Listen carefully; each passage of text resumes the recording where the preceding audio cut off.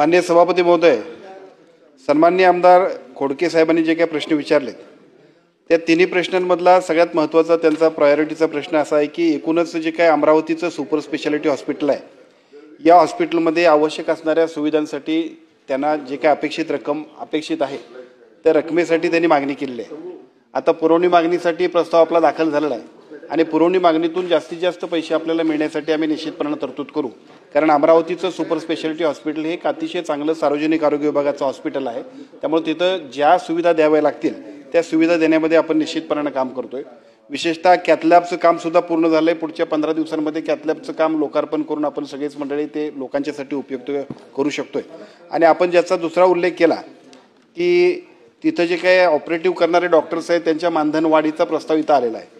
आता मानधनवाढीचा प्रस्ताव आलाय, त्या मानधनवाढीच्या प्रस्तावाला सुद्धा सार्वजनिक आरोग्य विभागाच्या नियमाप्रमाणे त्याला मान्यता देण्यासाठी आपण सूचना दिलेल्या आहेत आणि त्या सूचना देऊन सगळ्या हॉस्पिटल्समध्ये ज्या पद्धतीने ऑपरेटिव्ह होत आहे तसंच सुपर स्पेशालिटीमध्ये सुद्धा होण्यासाठी आम्ही निश्चितपणे प्रयत्न करतोय।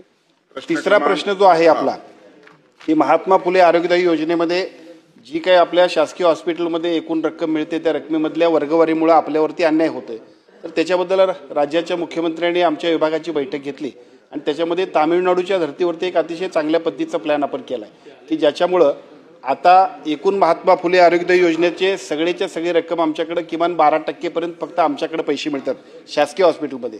आपण आता ते 50%च्या पुढे जाण्यासाठी सगळ्या प्रोत्साहन देणं आणि त्याचबरोबर त्याची वर्गवारी बरोबर करून पुढच्या कॅबिनेटमध्ये त्याला मान्यता घेतोय आणि त्याचा फायदा असा होईल की आपल्या सार्वजनिक आरोग्य विभागाच्या सगळ्या यंत्रणा या अतिशय सक्षम होण्यामध्ये विशेषतः हॉस्पिटलमध्ये आमच्याकडची ऑपरेटिव्ह वाढली पाहिजेत ऑपरेशन्स, यासाठी निश्चितपणे प्रोत्साहन देणारा तो एक महत्त्वपूर्ण निर्णय असेल।